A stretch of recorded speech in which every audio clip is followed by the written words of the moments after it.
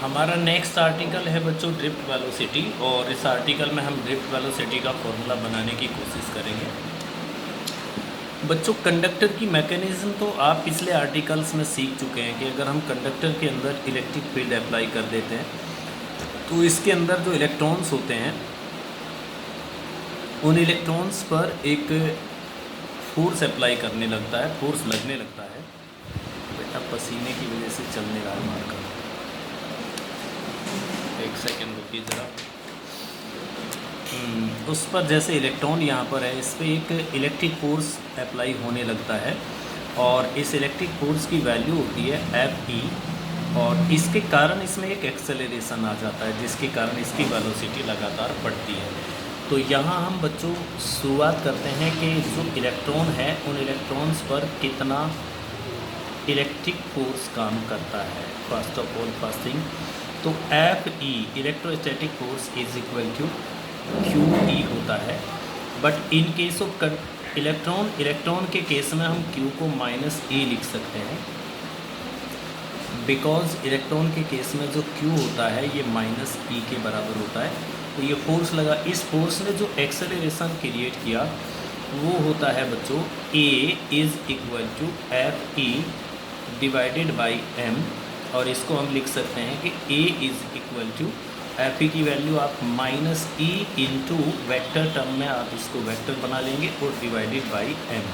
ये एक्सेलरेशन आपने देखा कि इलेक्ट्रॉन के अंदर प्रोड्यूस हो जाता है। अब इसके कारण क्या होता है, इसके कारण जो हमारा पहला इलेक्ट्रॉन है वो चलना स्टार्ट करता है थर्मल वेलोसिटी U1 से, और टो1 टाइम एलेप्स होने के बाद यहाँ तक पहुँचते पहुँचते उसकी वेलोसिटी V1 हो जाती है। तो इसी तरीके से हर एक कोलिजन में यही घटना बार बार रिपीट होती है। तो ड्रिफ्ट वेलोसिटी जो होती है बच्चों, drift velocity VD is equal to average of these velocities, इसको हम कहेंगे V1 plus V2 plus V3, और इसी तरीके से dash dash dash dash Vn और डिवाइडेड बाई N।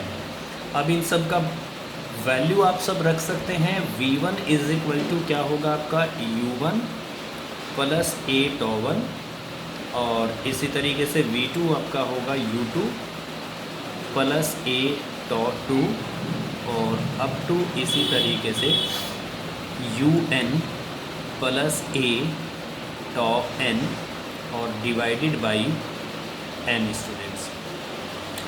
इसको हम लिख सकते हैं कि VD is equal to U1 plus U2, आपने सारे U को एक साथ लिया, प्लस U3 और up to UN divided by N students, और प्लस ये जो A2 लिखा हुआ है इसमें से आपने A कॉमन ले लेना है, और ये बनेगा टो1 प्लस टो2 प्लस टो3 और अप टू ऐसे ही टो N और डिवाइडेड बाई N। तो इसको हम लिख सकते हैं कि VD इज इक्वल टू, आपने अभी प्रीवियस आर्टिकल में पढ़ा है बच्चों कि ये एवरेज थर्मल वेलोसिटी 0 होती है, ये 0 है, प्लस ये आपका A और इसको हम टॉ कहते हैं। तो VD इज इक्वल टू, यहाँ पर हम लिख सकते हैं A की जगह हम लिख सकते हैं -E capital E upon M into tau. ये हमारा VD का फॉर्मूला बन गया है। और अगर आप इसमें से E को एलिमिनेट करना चाहते हैं तो बच्चों E को हम लिख सकते हैं V/L। तो अगर E को V/L आपने लिख लिया तो VD इज इक्वल टू ये हो जाएगा EV टॉ अपॉन ML। नेगेटिव साइन आपको सिर्फ एक बात बताएगा, एक बात का इंडिकेशन देगा, इसमें तो चाहे आप लें या ना लें लेकिन इसमें लेना है। तो ड्रिफ्ट वेलोसिटी की जो डायरेक्शन होती है वो इलेक्ट्रिक फील्ड के अपोजिट होती है, और आपने डायग्राम में देखा भी है इलेक्ट्रिक फील्ड जिस डायरेक्शन में लगाते हैं ड्रिफ्ट वेलोसिटी हमेशा उसका अपोजिट लगती है। और ड्रिफ्ट वेलोसिटी रिलैक्सेशन टाइम पर डिपेंड करती है, अगर रिलैक्सेशन टाइम घटेगा बढ़ेगा तो उसी प्रोपोर्शन में आपकी VD भी घटेगी या बढ़ेगी, और VD डिपेंड करता है E और टो पर। तो सिंपली हम कह सकते हैं कि VD is directly proportional to E to.